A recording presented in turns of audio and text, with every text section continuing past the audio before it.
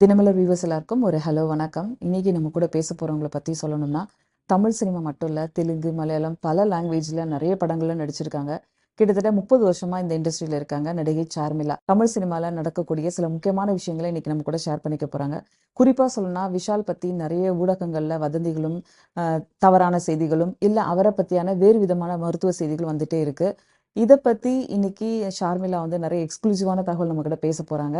வாங்க இனிமே ஷார்மிளா பேசுவாங்க, நம்ம கேட்போம். மேடம் வணக்கம், happy new year, happy Pongal. எப்படி இருக்கீங்க? நான் நல்லா இருக்கேன் Kavitha ma'am. Happy new year, happy Pongal to you. Thank you. சொல்லுங்க, எப்படி போயிட்டு இருக்கு உங்களோட சினிமா ஜேர்னி? கெரியர் வந்து இப்போ நல்லா போயிட்டு இருக்கேன். இப்போ தான் பேக் டு தமிழ். ஓ ரொம்ப சூப்பர். வருஷத்துக்கு அப்புறம் இப்போ ஒரு 5 படங்க தமிழ்ல ரிலீஸ்க்கு இருக்கு. ம் இப்போ ஸ்டார்டிங் ஹாலோகாஸ்ட், அப்புறம் மிஸ் மேகி, அப்புறம் ஒரு என்னை சிட்ட பண்ணின்னு ஒரு படம் வருது. பிஸியா இருக்கீங்க. ஓரளவுக்கு பிஸி. அதாவது போன வருஷம் பிஸியாக இருந்தால் இந்த வருஷம் இறங்குது எல்லாம். ஓகே. இந்த வருஷம் பிஸி. இனிமேல் தான் பொங்கல் முடிஞ்சு ஆரம்பிக்கும். கேட்டிருக்காங்க. இப்போ ஃபோக்கஸ் பண்ண ஃபுல்லாக தமிழ் தான். 30 வருஷமா சினிமால இருந்திருக்கீங்க, நிறைய நல்லது கெட்டதெல்லாம் பார்த்துட்டு இருக்கீங்க. நீங்க வந்த பிறகு இருந்த சினிமாவும் இப்ப இருக்கிற சினிமாவும் எப்படி இருக்கு? நான் வந்தபோது it was golden period of cinema சொல்லலாம். It was all butterflies and cute. இப்போ போட்டி ரொம்ப அதிகமாயிடுச்சு. ஓகே. நிறைய முந்திலாம் வந்து சினிமா நடிகைகள் ஒரு வீட்டிலேருந்து ஒரு பொண்ணு வந்து நடிக்க வர்றதே வந்து அவங்க குடும்பத்தில் ஒட்டுக்கிறதே பெரிய விஷயம். குடும்ப பொண்ணு சினிமாக்கு போகலாமா அப்படிலாம். இப்போ சினிமாக்கு வர்றது ஒரு ஃபேஷனாக எடுத்துக்கிட்டு நான் தான் நீயா போட்டி போட்டு வராங்க. So it's very difficult. But என்னன்னா முன்னாடி சினிமாவில் இருந்த ஒற்றுமை இப்போ இல்லை. That's because of the caravan culture. Okay.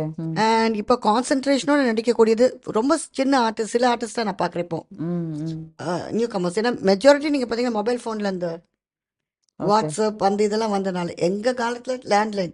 So எங்களுக்கு லொக்கேஷனில் வந்து அந்த கரெக்டான அந்த ஷார்ட்டு, இந்த டயலாக் அந்த இதுதான் எங்களுக்குள்ளே இருக்கும். So concentration was more that day.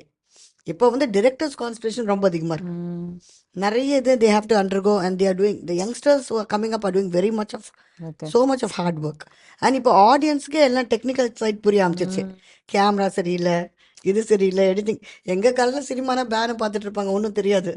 Actor actress நடிக்கிறாங்களா இல்லையா மட்டும் தான் தெரியும். இப்போ கேமரா ஆங்கிள்லேருந்து எடிட்டிங்லேருந்து ஆடியன்ஸ் தெரிஞ்சனால இன்னும் கொஞ்சம் இம்ப்ரவைஸ் பண்ணிக்கிட்டே போகிறாங்க டே பை டே. அப்பா பயங்கரமா எல்லாருக்கும் தெரிஞ்சவர், அம்மாவும் கொஞ்சம் ஓரளவுக்கு தெரிஞ்சவங்க, நல்லா படிச்ச பொண்ணு நீங்க. ஆனா உங்களுடைய லைஃப்ல நிறைய சினிமா சின்ன பின்னம் ஆக்கி போட்டு உங்களை வந்து கடைசி வரைக்கும் உங்களை ஓட வச்சுட்டே இருக்கு இந்த வாழ்க்கை. இதை எப்படி நீங்க ஃபேஸ் பண்றீங்க? உங்களை பார்த்தா எனக்கு ரொம்ப பயங்கரமா பெருமைப்படுறதா இல்ல கஷ்டப்படுறதா மன வருத்தப்படுறதா அப்படின்னு தெரியவே இல்லை. நான் பார்த்த நாள்ல இருந்து நீங்க ரொம்ப ஃபைட் பண்ணிக்கிட்டே இருக்கீங்க லைஃப் கூட. சொல்லுங்க. ஆக்சுவலாக நீங்கள் வந்து என்னை பார்த்தது வந்து என் ஃபைட்டிங் ஃபேஸில் தான் நீங்கள் வந்தீங்க. ஆமா அப்படின்னு சொல்லலாம். என்னுடைய கோல்டன் ஃபேஸில் நீங்கள் வரல. இப்போ இந்த கிழக்கே வரும் பாட்டு பிரசாந்தோட நடிச்ச போதெல்லாம் நீங்கள் பார்த்துருந்தீங்கன்னா you don't know the other side. நல்ல வேலை நீங்கள் பார்க்கல. ஏன்னா இப்போ அழுகணுமான்னு தெரியல, நீங்களே இப்போ அழுதுருவீங்க. ஏன்னா அந்த டைமில் பார்த்தவங்களாம் இப்படி அந்த மாதிரி இருக்க பொண்ணு எப்படி இருந்தானா இப்படி ஆகிட்டு அந்த மாதிரியான ஒரு இதில் இருக்குது. But we have to face thing. But நான் எப்படி கன்சல்ட் பண்ணிக்கிறேன், எனக்கு அப்புறம் வந்த ஆர்டிஸ்ட்டும் இப்போ இல்லை, எனக்கு முன்னாடி வந்த நிறையவங்களும் போயிட்டாங்க. But still I am thriving. அதான். ஏன்னா அது பிக் பட்ஜெட் தான் இல்லை ஸ்மால் பட்ஜெட் தான், ஏதோ ஒரு படம் ஆடியன்ஸுக்கு சார்மிலானா தெரியுது. அது வரைக்கும் I am happy with it. ஒரு மாதிரி சினிமா லைஃப் எப்படி சொல்றது, சந்தோஷமாவும் எடுத்துக்கலாம், அது நம்மளை வந்து வறுமையின் கட்டத்துல கடைசியிலே கூட போய் தள்ளும். உங்களுக்கு அமைஞ்ச வாழ்க்கை கூட பாருங்க, ஃபர்ஸ்ட் மேரேஜ் செகண்ட் மேரேஜ் அது ரொம்ப ஒரு டிஸ்டர்பன்ஸா இருந்திருக்கும்னு நினைக்கிறேன். இப்ப பையன் மட்டும் தான் உங்களுடைய ஆறுதல் நினைக்கிறேன். இந்த லைஃப் எப்படி பாக்குறீங்க? இல்லை, ஆறுதலுக்கு கடவுள் ஒரு பையன் கொடுத்தாரு. அதுதான். இமேஜின் இது ஒரு பொண்ணா இருந்தா நான் என்ன கஷ்டப்பட்டிருப்பேன். ஆம்பளை பையனா இருக்கனால தெம்பா இருக்கேன். என்ன படிக்கிறாரு பையன்? இப்போ +2. +2 படிக்கிறாங்களா? +2 வந்துட்டான். ஸோ எனக்கு இப்போ என்னன்னாக்கா லைக் இதுக்கப்புறம் he wants to go to hotel management, catering அந்த டைப்ஸில் தான் ஹிஸ் ஃபோக்கஸிங். எனக்கு என்னன்னா கொஞ்ச நாள் அவன் நின்றுடுவான், அவங்கள பார்த்துப்பாங்க. கரெக்ட், பார்த்துக்குவான். ஸோ இது கொஞ்சம் நல்லா படிப்பானா பையன்? Yeah, it's nice student, good student and all that. இதுவே பொம்பளை பிள்ளையா இருந்துச்சுன்னா அதோடைய கல்யாணம் கஷ்டங்கள். அது மட்டும் இல்லை, ஒரு நடிகையுடைய பொண்ணுனா மாப்பிள்ளை கிடைக்கிறது கஷ்டம். ஆமா, கிடைச்சாலும் நிறைய எதிர்பார்ப்பாங்க. பட் இப்போ பையனை கடவுள் கொடுத்தாரு, இட்ஸ் ஓகே. நைஸ். அதாவது எங்க டேடி வந்து 27 வயசு ஆகும்போது தான் டேடி இறந்து போனார். ஸோ அந்த யங் ஏஜ் எங்கெல்லாம் எனக்கு ட்ரபிள் வந்திருக்குமோ. உங்களுக்கு 27 வயசு ஆகும்போது? எனக்கு 27 வயசு ஆகும்போது அப்பா இறந்து போனார். ஸோ அப்போ வந்து அந்த கரெக்டாக அந்த அந்த யங் ஏஜ்லேருந்து வெளில வந்துட்டேன். ஸோ இந்த அட்ஜஸ்ட்மெண்ட் லெஸ் ஆகிற டைமில் தான் டேடி இறந்தார். ஸோ யங் ஏஜ்லேயே அப்பா போயிருந்தார் தான் ரொம்ப கஷ்டப்பட்டேன். இது எதுலையுமே மாட்டாமல், இந்த பிடியெல்லாம் மாட்டாமல் அப்பா விடி வச்சுட்டு ஈவெண்ட். ஒரு கட்டத்துல போதும் நமக்கு இந்த மேரேஜ் லைஃப் போர் அடிச்சிருச்சு, இனிமே நமக்கு வந்து பார்ட்னர் வேண்டாம் அப்படின்னு எப்போ நீங்க டெசிஷன் எடுத்தீங்க? நான் இப்போ தான் டெசிஷன் எடுத்தேன். சிங்கிள் பேரண்டாவே பையனை வளர்த்துட்டீங்க. ஆமாம். ம். இப்போ தான் ஒரு 8 வருஷத்துக்கு முன்னாடி டைவர்ஸ் ஆச்சு. ம். அதுக்கப்புறம் வேணவே வேணான்னு. இப்போ ம். ப்ரப்போசல்ஸ் வருது. இப்போ வருது. இப்போ தான் நிறைய வருதுங்க. அப்போ ஏன்னா இப்போ தான் they can ditch a person easily. ஓ. அதாவது ஒருத்தங்க டென்ஷனில் இருக்கும்போது ஷோல்டரா வந்து ம். சே இதை கேள்விப்பட்டேன், ம். நான்லாம் வந்து உங்களை வச்சு எப்படி பார்த்துருப்பேன், ம். இந்த ஆங்கில தான் வராங்க. யாரும் வச்சு பார்த்துக்க வேணாம். ம். ஒரு 2 இயர்ஸ் போனால் என் பையன் என்னை வச்சு பார்த்துக்குவான். ஸோ அதனால அவ்வளோதான். எனக்கு நோ ப்ராப்ளம். ஓகே. இப்போ நிஜமா இப்போ உங்களுக்கு நோக்கி லவ் வருதா? இதுக்கு அப்புறமா வந்துச்சுன்னா நான் மனுஷியா? இவ்வளோ பட்டாச்சு. இப்போ நான் ரீசெண்ட் டேஸில் நிறைய மலையாள படங்கள்லாம் நடிக்கிறீங்க. ஸோ ம். அந்த இண்டஸ்ட்ரி எப்படி இருக்குது? இந்த நீங்கள் போனதுக்கு அப்புறம் தான் ஹேமா கமிட்டி பரபரப்பாக பேச வந்துச்சு. ஸோ எனக்கு அதெல்லாம் சொன்னீங்கன்னா கொஞ்சம் இன்ட்ரெஸ்டிங்காக இருக்கும்னு நினைக்கிறேன் இல்லை கேட்கறதுக்கு. ஹேமா கமிட்டி நீங்கள் பார்த்தீங்கன்னாக்கா ம். ஆக்சுவலாக மலையாளத்துக்கு தான் அது கரெக்ட். ம். ஏன்னா திருமண இடம் இல்லாமலாங்க. என்னங்க இப்போது ம். எந்த இடத்த பார்த்தாலும் டேஞ்சர்னு நம்ம என்னங்க பண்ணுறது? ஓகே. நம்ம ரோட்டில் போகிறோம், green light and red light is there. Hmm. எப்பவுமே ரெட் லைட்டாக இருந்தாக்கா how will you go? You can't pass. Okay. ஆக்சுவலாக smaller people who come the newcomers, இந்த மாதிரி புதுசாக படம் எடுக்க வரவங்க, they are the people create the problem. அப்பா நீங்கள் வந்து இந்த 30 வருஷத்தில் எவ்வளோ நசுங்கியிருப்பீங்க? இல்லை ஏதாவது பேட் இல்லை இன்சிடென்ட்ஸ் அந்த இருக்கா? அந்த நசுக்கிற இதுலேருந்து தான் எங்கள் அப்பா கொண்டு வந்துட்டார் இல்லை அந்த பீரியடில் டேடி வாஸ் த. ம். பட் மலையாளத்தில் இன்னும் இருக்கு.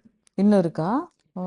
நீங்கள் காசு ஆசைப்பட்டா எந்த இண்டஸ்ட்ரியில் வேணா இருக்கு. அதாவது இன்னும் இருக்குங்கிறது நீங்கள் கேள்விப்பட்ட விஷயமா, நீங்கள் சந்திச்ச விஷயமா? நான் சந்திச்ச விஷயம்.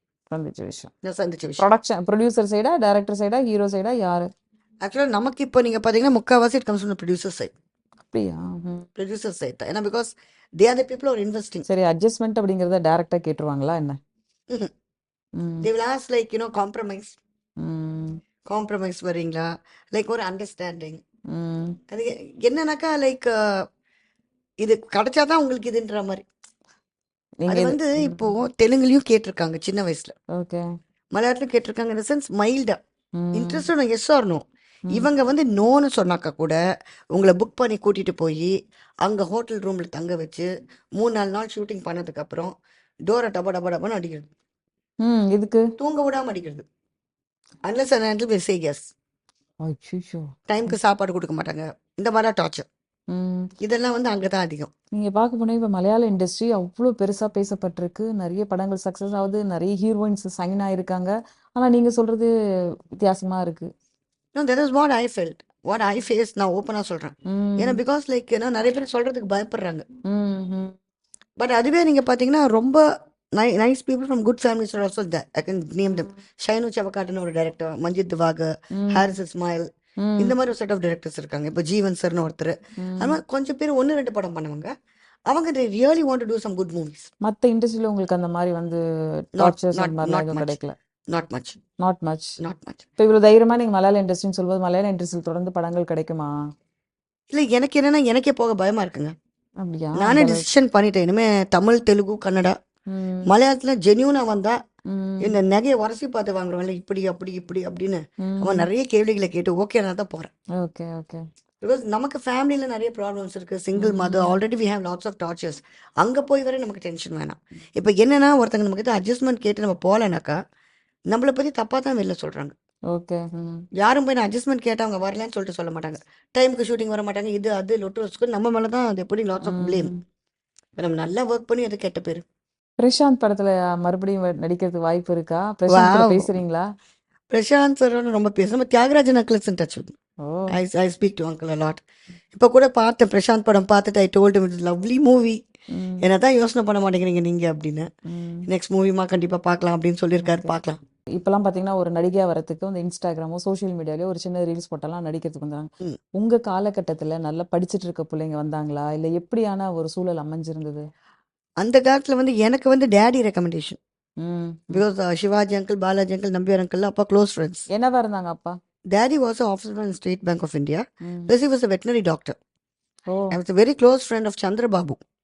சந்திரபாபு அங்கிள் அப்பா ரொம்ப ரொம்ப க்ளோஸ். ஓகே. ஸோ அவரோட போய் எல்லாருக்கிட்டையும் நல்ல ஃப்ரெண்ட்ஷிப். ம். அண்ட் அந்த காலத்தில் everybody had big big dogs. Hmm. Okay. And daddy knew even to treat the humans.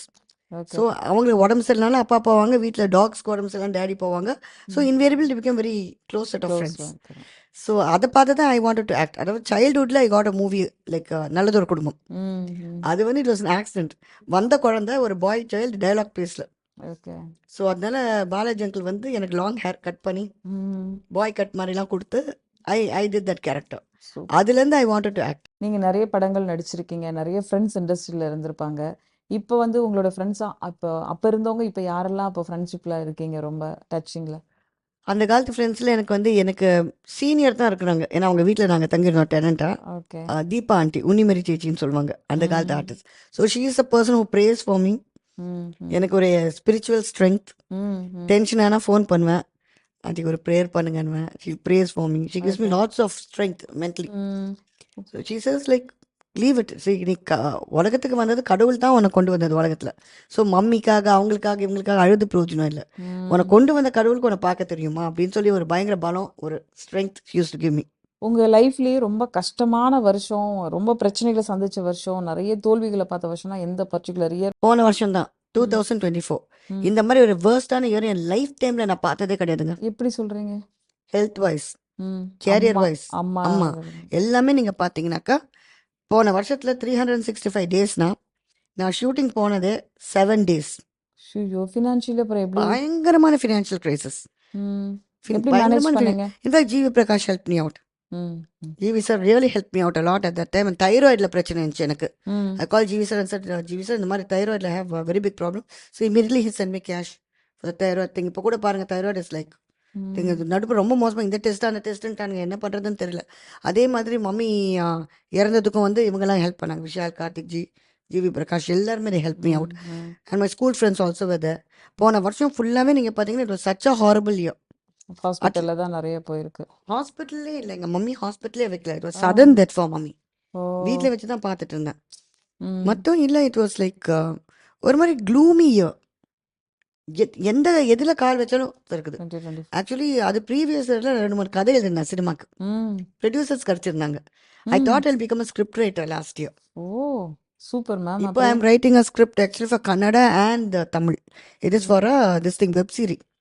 Good good. It's a historical kind of content. அது பண்ணுறேன். அந்த 2 ஸ்டோரி எல்லாம் ப்ரிப்பேர் பண்ணி வச்சிட்டேன். ஷூட்டிங் போக வேண்டியது அவுட். வந்த எல்லா மூவியும் போஸ்ட்போன், டிலேட், கேன்சல்ட். ஓகே.